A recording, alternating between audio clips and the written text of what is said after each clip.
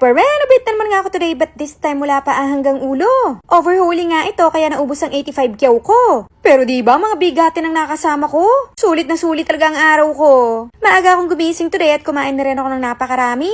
Kasi later ako na may fasting. Papunta nga ako ng Korea at umaasa ako magkaroon ng opa. Kaya pina-renovate ko na lahat, Mima. Bigatin nga aking mga kasama kaya dali-dali ako umaura. Syempre ito na yung aking morning routine. Foam wash, glass skin serum. Ayun yung mga para sa glass skin. Magkaaway nga kami ni Dudong kaya credit card niya binanatan ko. Hintik lang walang ganti. Diyos me, naknakan nga ng kinis si Kitty Duterte. Bukod sa napakaputi ay napaka-pink pa niya. Si Yuki naman ay napakaganda. Kailangan natin magmayaman today, Mima. 35 na nga ako pero kailangan ko makadagit ng opa. Paalis kasi ako papuntang Korea. Kaya kailangan ang mukha ko'y maplansya. Para magmukha akong teenager kung baga. Sugar na nga pala ang aking pautot sa labi.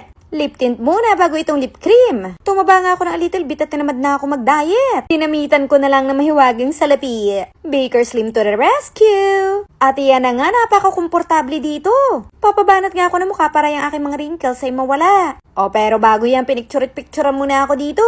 Na para bang heart-in na talaga ang atake ko. Pakaganda ng clinic nila. Grabe ang interior dito. Mapapawaw ka talaga sa kanyang estes sa interior, Mima. Nilinis nga muna, tapos nilagyan ako ng anesthesia. After niya, nagpa-jotox na ako. Eto yung pampaliit sa face. Para di galit na galit ng mga panga nyo. At di matapang ang shape ng mukha nyo. Eto naman yung botox para sa wrinkles sa gitna ng kilay. Nagpa-botox nga rin pala ako sa noo para talaga plakado. Lalong-lalo na sa gilid ng mata ko. Yan kasi ay sobrang halatado. Eto na nga ang Baker Slim na nakakawalang ganang kumain. At may libre daw akong pampapresh. Pero ito, sobrang nakakakilig. Malamang kilala nyo siya. Iyan ay artista ha. Diyos me, apaka-sexy niya. At ito talagang hindi ko kinaya.